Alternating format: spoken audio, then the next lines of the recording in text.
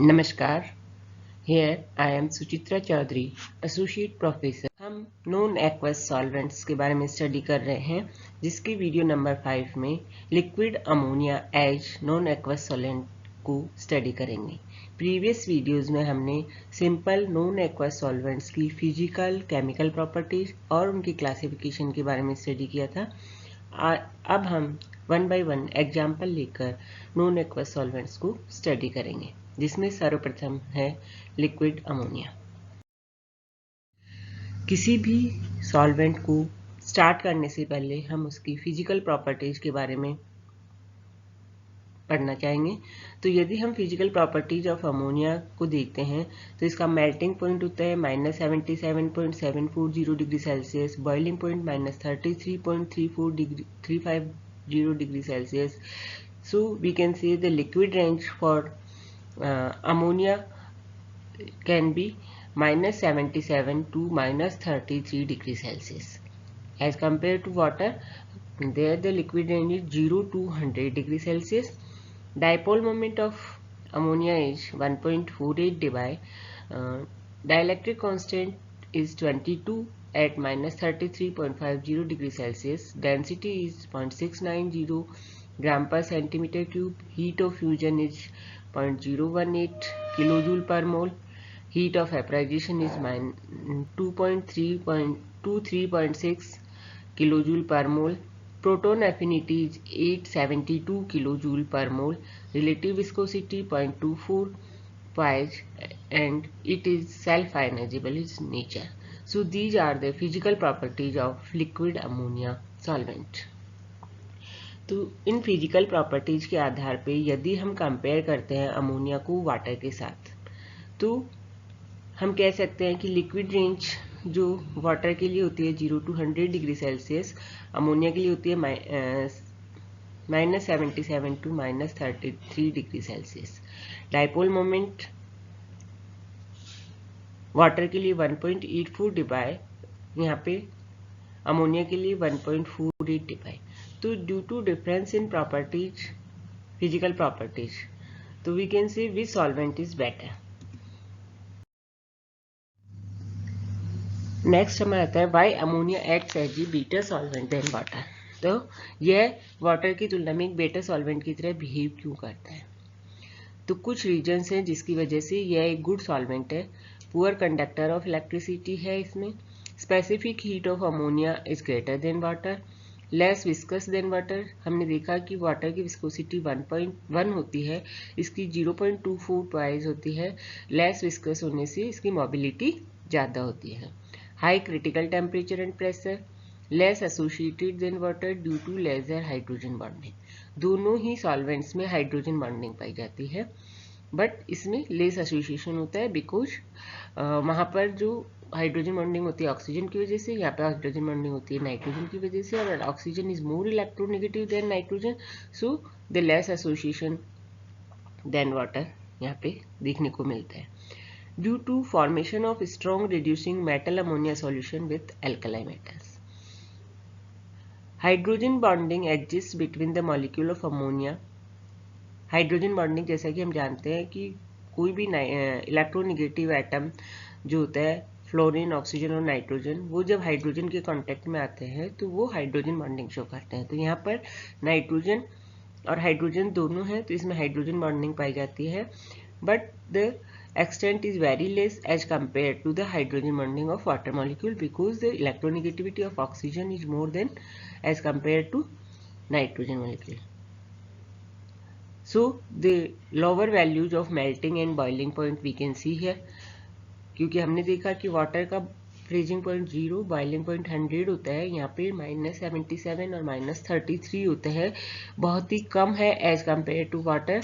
तो इसके पीछे रीजन है कि इसमें जो हाइड्रोजन बॉन्डिंग है उसमें बहुत ही कम या वीक होता है देन द वाटर, इसलिए यहाँ पे मेल्टिंग और बॉइलिंग पॉइंट की वैल्यूज वाटर की तुलना में कम होती है।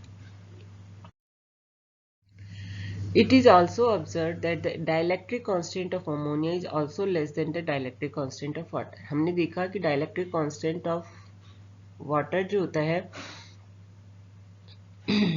dielectric constant of water almost 80 होता है, 18 डिग्री सेल्सियस, जबकि अमोनिया के लिए डाइलेक्ट्रिक कांस्टेंट की वैल्यू 22 होती है एट -33.5 डिग्री सेल्सियस। तो इसके लिए डाइलेक्ट्रिक कांस्टेंट की वैल्यूज बहुत कम होती हैं। As a result, liquid ammonia has the ability to dissolve compound which are non-polar in nature, such as organic compound. तो जितना डाइलेक्ट्रिक कांस्टेंट ज़्यादा होगा उतना ही वो पोलर कंपाउंड्स को ज़्यादा सॉल्युबल कर पाएगा, उसमें पोलरिटी उतनी ही ज़्यादा होगी और पोलर कंपाउंड पोलर को डिसॉल्व करता है। तो यहाँ पर चूंकि अमोनिया में डाइलेक्ट्रिक कांस्टेंट की वैल्यू कम होती है तो यह नॉन पोलर सब्सटेंसेस के लिए गुड सॉल्वेंट की तरह बिहेव करता है। नॉन पोलर सॉल्वेंट्स में सॉल्यूट्स में हम ले सकते हैं organic compounds and ionic compounds containing larger polarisable ion such as iodide and thiocyanates. तो जो अमोनिया सॉल्वेंट है वो ऑर्गेनिक कंपाउंड या उन आयनिक कंपाउंड के लिए गुड सॉल्वेंट है जिनमें लार्जर पोलराइजेबल आयंस होते हैं, जैसे कि आयोडाइड और thiocyanate, but it acts as poor solvent for the ionic compound as compared with water. तो 1 मार्क्स के जो क्वेश्चंस आते हैं उसमें कुछ इसी तरह why the ammonia is poor solvent for the ionic compound as compared with water, तो आपको केवल डाइलेक्ट्रिक कांस्टेंट पॉइंट्स को कंसीडर करते हुए इसका आंसर देना है कि इसकी डाइलेक्ट्रिक कांस्टेंट वैल्यू वाटर की 80 होती है और अमोनिया की 22 होती है। तो डाइलेक्ट्रिक कांस्टेंट की वैल्यू जितनी कम होगी उतना ही उसमें पोलरिटी कम पाई जाएगी। इस आधार पे आप इस क्वेश्चन का आंसर दे सकते हैं। नेक्स्ट है, due to difference in solubility of various compounds there are some synthesis which are restricted in water but can easily carried out in ammonia. तो इनकी सॉल्युबिलिटी प्रॉपर्टी जो अलग अलग होती हैं उसकी वजह से बहुत सारी ऐसी सिंथेसिस रिएक्शन है जो कि वाटर में पॉसिबल नहीं है और अमोनिया में उनको हम कर सकते हैं। Ammonia is also very basic solvent. As a result, it functions as the useful solvent for a variety of acidic substance. यह एक बेसिक सॉल्वेंट के रूप में जाना जाता है। इसको हम आगे स्टडी करेंगे क्योंकि यहाँ पे नाइट्रोजन है और ये लुईस पीस की तरह बिहेव करता है। लॉन पेयर ऑफ इलेक्ट्रॉन की वजह से आसानी से प्रोटॉन को एक्सेप्ट कर सकता है, इसलिए ये बेसिक सॉल्वेंट की तरह बिहेव करता है और ये एसिडिक सब्सटेंस के लिए यूजफुल सॉल्वेंट हो सकता है। Ammonia molecule has greater affinity for proton than water due to its basic nature.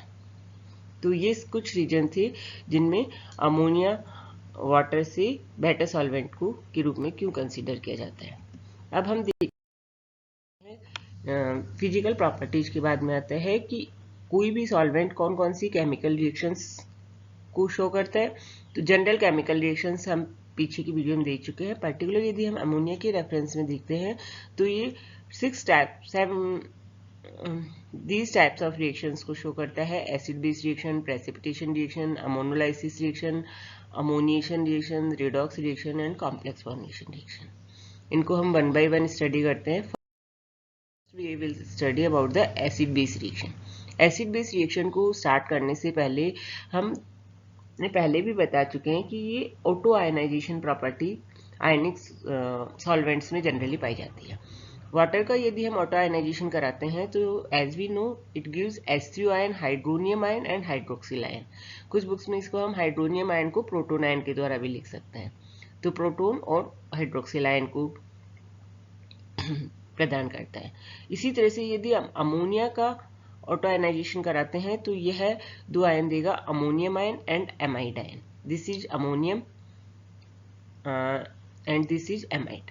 तो auto ionisation of ammonia generates ammonium ion and amide ion generally, and ammonium ion is counter part of hydronium ion in aqueous medium and amide ion is counter part of hydroxyl ion in aqueous medium. अर्थात ये जिस तरह से aqueous medium में hydroxyl ion मिलता है वैसे ही अमोनिया सॉल्वेंट में एमाइड आयन हमें मिलते हैं। तो on the basis of similarity it can be said that ammonium salt which yield ammonium ion in liquid ammonia will act as acid, where metal amides which yield amide ion will act as base. जैसे कि हम water के लिए use करते हैं कि यदि कोई सब्सटेंस वाटर के साथ रिएक्शन करके हाइड्रोनियम आयन देता है तो वो एसिड होता है और हाइड्रोक्सिल आयन देता है तो वो बेस होता है। उसी रेफरेंस में हम यहाँ पे कह सकते हैं कि यदि कोई सब्सटेंस अमोनिया के साथ रिएक्शन करके अमोनियम आयन दे रहा है that means it is base, and यदि वह एसिड, एंड यदि वह अमोनिया सॉल्वेंट के साथ रिएक्शन करके एमाइड आयन देता है, that mean it is base. तो such acids are known as ammono acids and bases are known as ammono base. तो इन एसिड्स को हम डिफरेंशिएट करने के लिए अमोनो एसिड्स और अमोनो बेस के नाम से जानते हैं.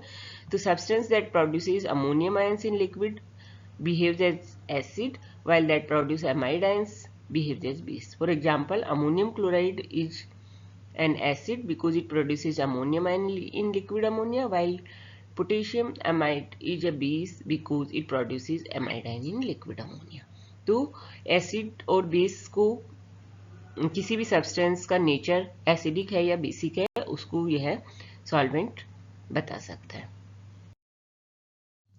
अब यदि हम देखते हैं acidic behaviour of ammonium salts, तो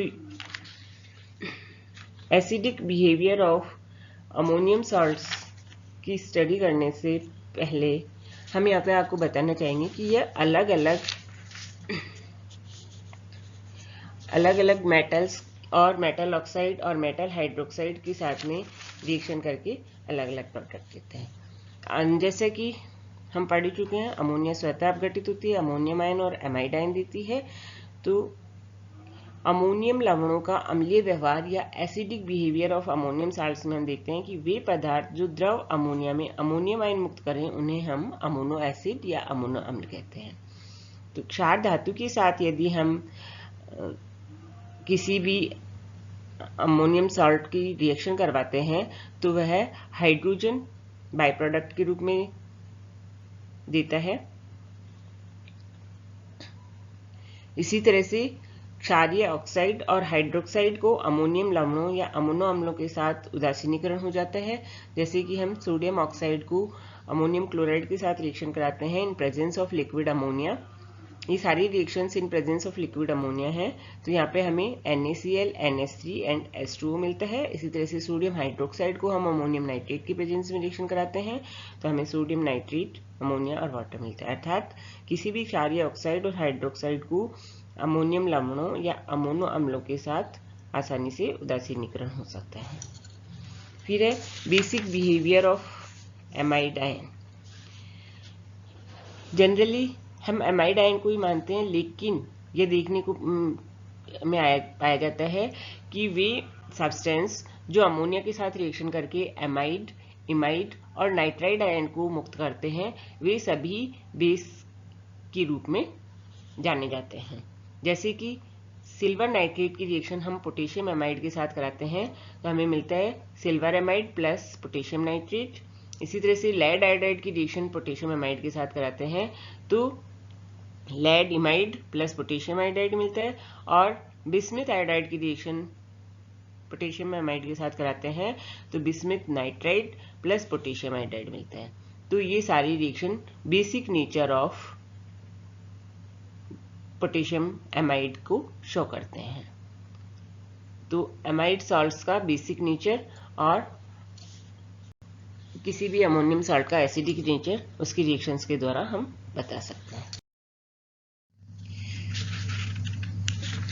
तो जो हमने एसिड बेस रिएक्शन में पढ़ा था कि अमोनो एसिड और अमोनो बेस प्रोड्यूस करते हैं कोई भी रिएक्शन करके, और when these two are mixed with each other, जब अमोनो एसिड और अमोनो बेस को हम एक साथ मिक्स करते हैं तो the resultant reaction is known as neutralisation reaction. In aqueous medium, acid-base neutralization yield salt and water. Here, water is regenerated. Similarly, in acid-base neutralization in liquid ammonia also yields salt and ammonia. Here, ammonia solvent is also regenerated. जैसे ammonium chloride अमोनो acid है, potassium amide अमोनो base है. जब ammono acid और अमोनो base की reaction कराते हैं तो हमें मिलता है सॉल्ट पोटेशियम क्लोराइड और सॉल्वेंट अमोनिया. तो ये रिएक्शन हमारी कहलाती है न्यूट्रलाइजेशन रिएक्शन, जिसमें हमने इसका एसिडिक और बेसिक कैरेक्टर को न्यूट्रल कर सकते हैं. इसी तरह से एक और एग्जांपल हम देखते हैं, अमोनियम नाइट्राइट अमोनो एसिड है और लेड एमाइड अमोनो बेस है. तो इसकी रिएक्शन जब हम कराते हैं तो हमें मिलता है lead nitrite plus ammonia as a solvent regenerate हो जाता है. तो these are known as neutralisation reaction. When ammono acid and ammono base is treated, salt and solvent is produced. The acidic nature of ammonium salt in liquid ammonia is further confirmed from the release of hydrogen from reaction of these solution with some active metal.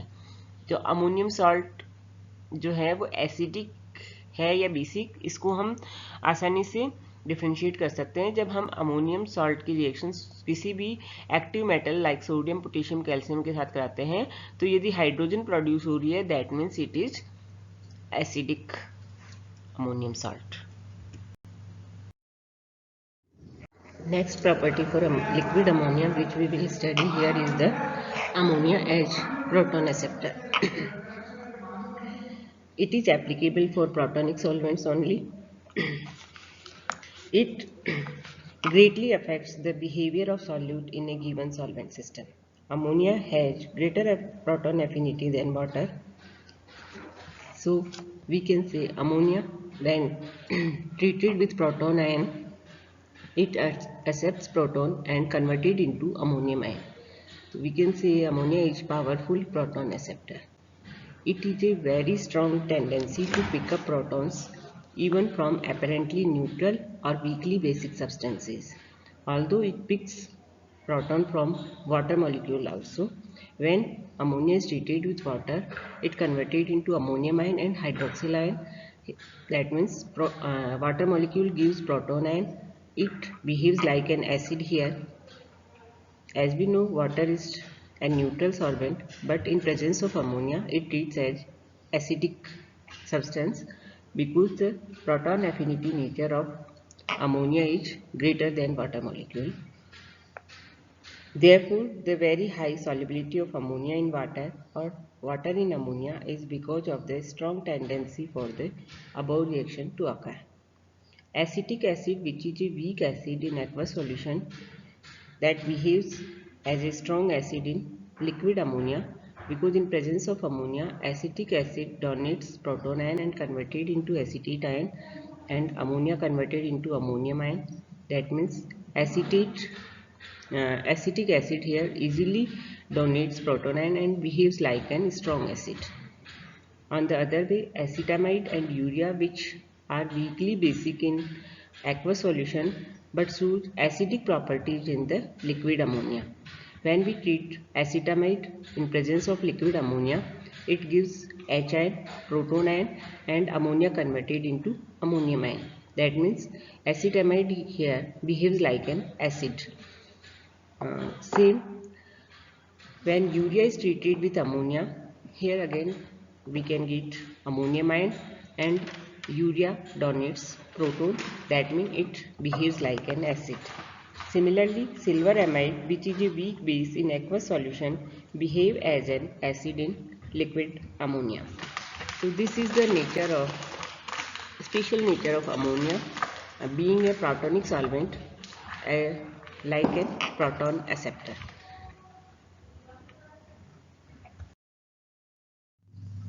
Next है precipitation reaction.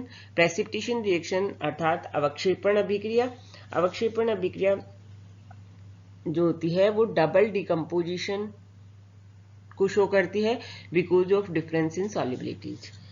विलेयता में difference की वजह से जल में तथा द्रव ammonia में पदार्थों की विलेयता में अंतर के कारण द्रव अमोनिया में कुछ ऐसी अभिक्रियाएं करवाई जा सकती हैं जो जल में संभव नहीं है. Precipitation reaction depends upon solubility of reaction product in the given solvent. उस सॉल्वेंट में उसकी सॉल्युबिलिटी कितनी है उस पर डिपेंड करती है. Due to this nature the precipitation reaction depends upon the nature of solvent. अर्थात नेचर ऑफ सॉल्वेंट पे डिपेंड करती है कि उसमें प्रेसिपिटेशन होगा या नहीं होगा. Because of difference of solubilities of various substances in liquid ammonia and water, a number of reactions which do not take place in water can be carried out in liquid ammonia. जैसे silver chloride और barium nitrate की reaction water में आसानी से possible नहीं है, लेकिन यही रिएक्शन को यदि हम लिक्विड अमोनिया की प्रेजेंस में कराते हैं तो यहाँ पे बेरियम क्लोराइड का प्रेसिपिटेट हमें मिलता है क्योंकि ये अमोनिया में सॉल्युबल नहीं है. इसके अलावा यदि हम पोटेशियम आयोडाइड और अमोनियम क्लोराइड विलयन को द्रव अमोनिया में रिएक्शन कराएंगे तो पोटेशियम क्लोराइड का श्वेत अवक्षेप मिलता है. अर्थात ये जो कंपाउंड है ये वाटर में सॉल्युबल है, इसलिए वहाँ पे प्रेसिपिटेशन रिएक्शन नहीं होती है, लेकिन ये अमोनिया में सॉल्युबल नहीं है, इसलिए यहाँ पे प्रेसिपिटेशन रिएक्शन को शो करते हैं। तो these reactions proceed in forward direction due to insolubility of barium chloride in liquid ammonia. तो ये कुछ प्रेसिपिटेशन रिएक्शंस हैं जो कि वाटर सॉल्वेंट में पॉसिबल नहीं है, वो यहाँ पर हम आसानी से कर सकते हैं। तो ये कुछ केमिकल प्रॉपर्टीज को हमने आज स्टडी किया है। इसके अलावा भी अमोनिया की और बहुत सारी केमिकल प्रॉपर्टीज हैं जिनको हम नेक्स्ट वीडियो में स्टडी करेंगे। तो आज इतना ही, धन्यवाद।